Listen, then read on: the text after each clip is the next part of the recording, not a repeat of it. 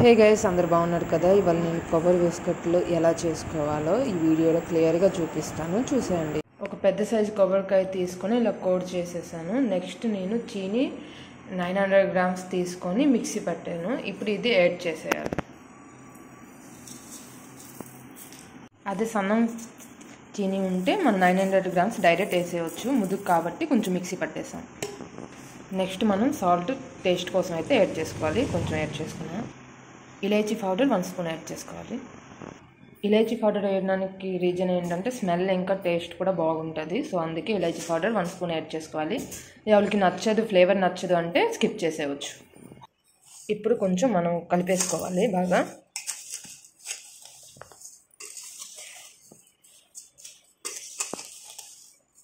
Flavour అయితే ఇప్పుడే start అయిపోయింది. ఇలా మొత్తం బాగా కలిపేసుకోవాలి. షుగర్ అనేది కొబ్బరికూరకి బాగా పట్టినలాగా కలిపేసుకోవాలి. హాఫ్ టీ గ్లాస్ మిల్క్ అయితే యాడ్ చేసుకోవాలి. బాగా మిక్స్ చేసేసుకోవాలి. అయితే ఈ చీనీ అనేది బాగా మెల్ట్ అవ్వాలి. సో ఇదేంటంటే మెల్ట్ అయిన వరకు వెయిట్ చేయాలి. ఇది క్లోజ్ చేసేయాలి. ఒక ప్లేట్ క్లోజ్ చేసి హాఫ్ అన్ అవర్కి 20 మినిట్స్కి ఇలా తీసి బాగా కలుపుతూ ఉండాలి. ఇది ప్రాసెస్ అయితే మనకి 2 అవర్స్ పైనే పడుతుంది. సో ఇలా నేను క్లోజ్ చేసేసాను. 20 మినిట్స్ కలగా ఓపెన్ చేసి మళ్ళీ కలుపుతూ ఉండాలన్నమాట. నేను ప్రాసెస్ అయితే చూపిస్తాను. ఇప్పుడైతే నేను క్లోజ్ చేసేస్తున్నాను. ఈ మధ్యలో తీయాలని చెప్పాను కదా, ఆల్రెడీ నేను 2 టైమ్స్ అయితే కలిపేసాను. ఇది ఎలా మళ్ళా కలుపుతూ ఉండాలన్నమాట. ఆల్మోస్ట్ దగ్గరికి వచ్చింది, చూసారా. ఇట్లా టేస్ట్ కోసమని కొంచెం సాల్ట్ యాడ్ చేసుకోవాలి. వేసుకొని బాగా మిక్స్ చేసుకోవాలి. ఇదైతే ఆల్మోస్ట్ ప్రిపేర్ అయిపోయింది. చీనీ కూడా కరిగిపోయింది. ఒక బౌల్లో కేజీ మైదా అయితే తీసుకోవాలి.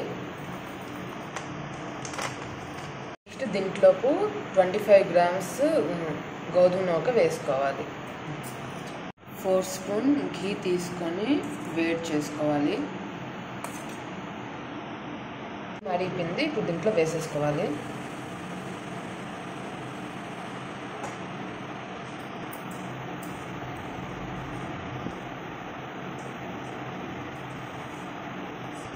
ఇది బాగా మనం కలుపుకోవాలి. ఆయిల్ మొత్తం, ఘీ మొత్తం పిండిలో కలుస్తుండగా బాగా కాస్త పట్టనమాట. ఇది ఇప్పుడు బాగా కలుపుకోవాలి. దీంట్లో మనం 25 గ్రామ్స్ ఘీ ఎందుకు తీసుకున్నామంటే మనకు ఆల్రెడీ కొబ్బరికూరలోపు ఆయిల్ అయితే ఉంటుంది కదా. సో అందుకే మనం హాఫే తీసుకున్నాం. లేకపోతే 50 గ్రామ్స్ అయితే పడుతుంది. బట్ మనకు ఆయిల్ ఉంటుంది కాబట్టి 25 గ్రామ్స్ తీసుకున్నాము.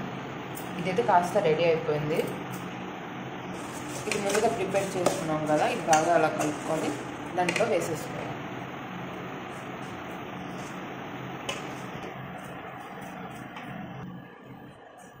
ఇది బాగా మిక్స్ చేసుకోవాలి. ఒకేసారి మొత్తం వేసుకోవద్దు. హాఫ్ వేసుకుంటే మనకి క్వాంటిటీ కూడా తెలియదు కాబట్టి మనం వేసుకొని కలుపుకుంటే మనకి ముద్దలాగా ప్రిపేర్ అవ్వాలి. అది చూసుకొని మనం కలుపుకోవాలి. మళ్ళీ వేసుకున్నాను. హాఫ్ ఉంచేసాను కదా, అది వేసేసాను. వేసి మళ్ళీ కలిపేసుకోవాలి బాగా. మొత్తం అయితే పట్టేస్తుంది అన్నమాట. పట్టేసింది ప్రాబ్లం లేకుండా. ఒక్కొక్కసారి ఉండిపోతుంటుంది. సో అందుకే కొంచెం ఉంచి కలుపుకోమని చెప్పాను. ఇలాగా మనం ప్రిపేర్ చేసుకోవాలి. ఇది ఒకేసారి పెద్ద ముద్దలా చేయలేము కాబట్టి ఇలా చిన్న చిన్న ముద్దల్లాగా ప్రిపేర్ చేసుకోవాలి. ఇలా చేసుకుంటే ఈజీగా ఉంటుంది. ఇంకా దీంట్లో కొంచెం కూడా వాటర్ వేయకుండానే మనం ముద్దలు అయితే ప్రిపేర్ చేసుకోవాలి. ఇప్పుడైతే అన్నీ ఆల్మోస్ట్ ప్రిపేర్ అయిపోయింది.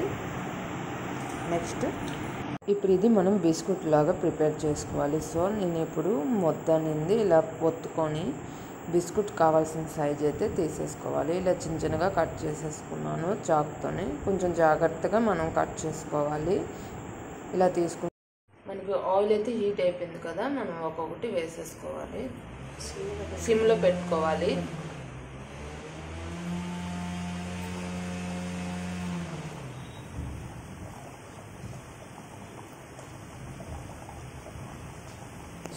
జాగ్రత్తగా కొంచెం కొంచెం వేసుకోవాలి. ఎందుకంటే ఒకేసారి వేసుకున్నా ఇది బాగా ఫ్రై అవ్వదు.